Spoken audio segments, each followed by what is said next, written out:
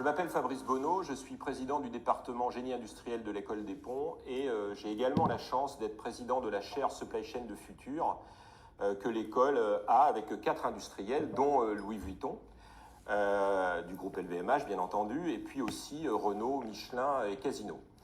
Je suis également directeur général d'Argon & Co, qui est un cabinet de conseil spécialisé dans les opérations et la supply chain. Je vais prendre quelques minutes avec vous aujourd'hui pour comprendre et voir les opérations et la supply chain sous l'angle environnemental, sous l'angle passionnant, nouveau de l'environnement.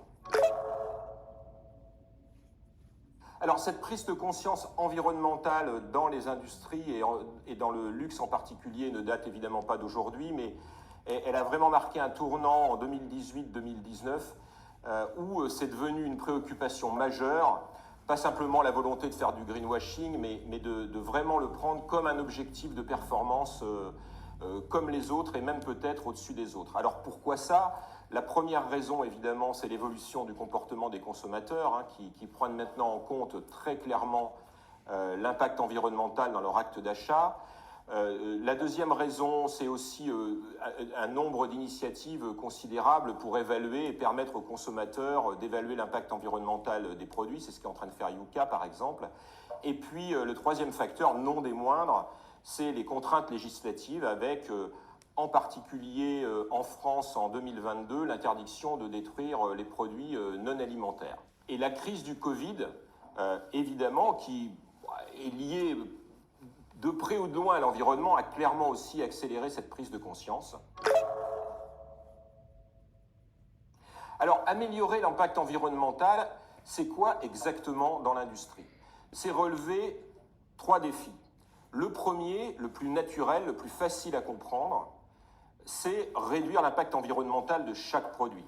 Évidemment, voilà, quand on va produire quelque chose, on va consommer des matières, on va le transporter et ça va créer un impact environnemental significatif. Le deuxième, c'est d'éviter la destruction des produits. Parce que ça, effectivement, fabriquer des produits pour qu'en plus ils ne soient pas consommés, c'est quelque chose à éviter absolument.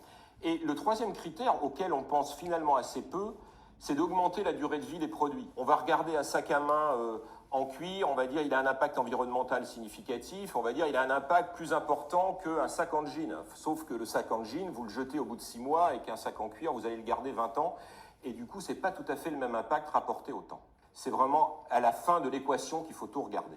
Et c'est pour ça d'ailleurs que la meilleure formule qui résume cet impact environnemental global, c'est finalement de dire je prends l'impact d'un produit, je le multiplie par tout ce que je dois faire ou j'ajoute tout ce que je dois faire en plus et je divise par le cycle de vie. Et ça fait vraiment la formule de l'impact environnemental global.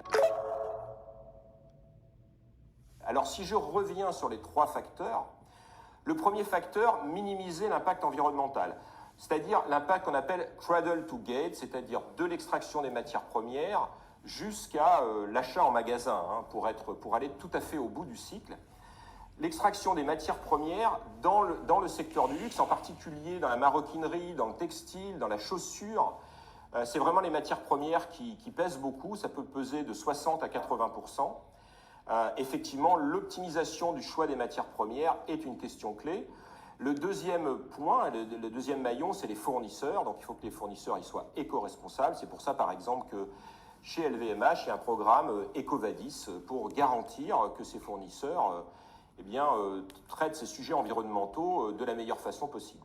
Le troisième maillon, c'est la fabrication, parce que quand on fabrique, on consomme de l'énergie, on émet du CO2, peut-être on consomme beaucoup d'eau, on crée des eaux usées, etc. Et puis il y a aussi les gens qui viennent travailler, tout ça doit être mesuré. Le maillon suivant, qui est le plus visible peut-être, même s'il ne compte pas nécessairement le plus dans toute la chaîne, c'est le transport.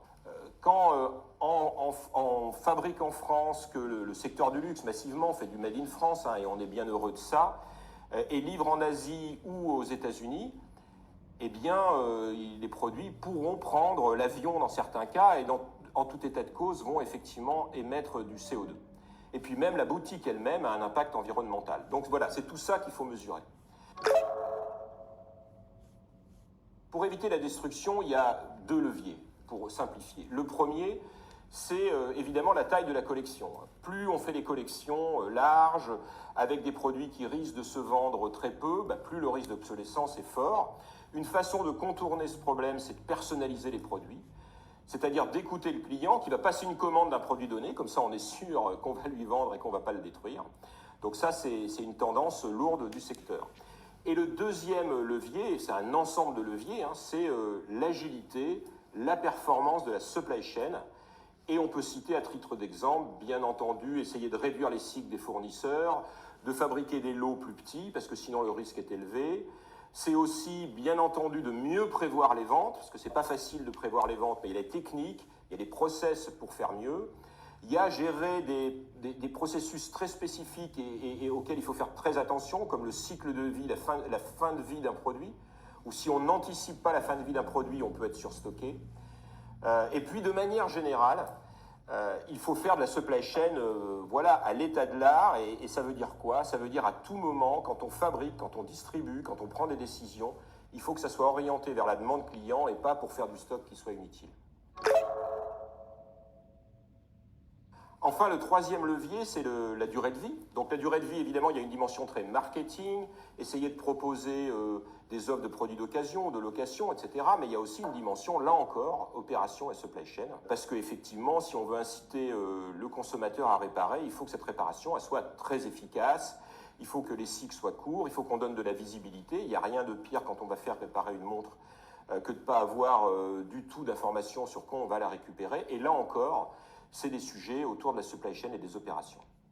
Donc pour résumer, pour synthétiser, finalement, la gestion de la supply chain et des opérations qui jusque-là gérait 3 dimensions, qui étaient déjà compliquées, qui étaient je fais le meilleur service possible, j'essaye de ne pas avoir trop de stock, j'essaye d'éliminer mes coûts, et là on lui dit à la supply chain, et bien finalement il y a une 4e dimension à prendre en compte, de manière au moins aussi importante, voire plus importante, c'est l'impact environnemental.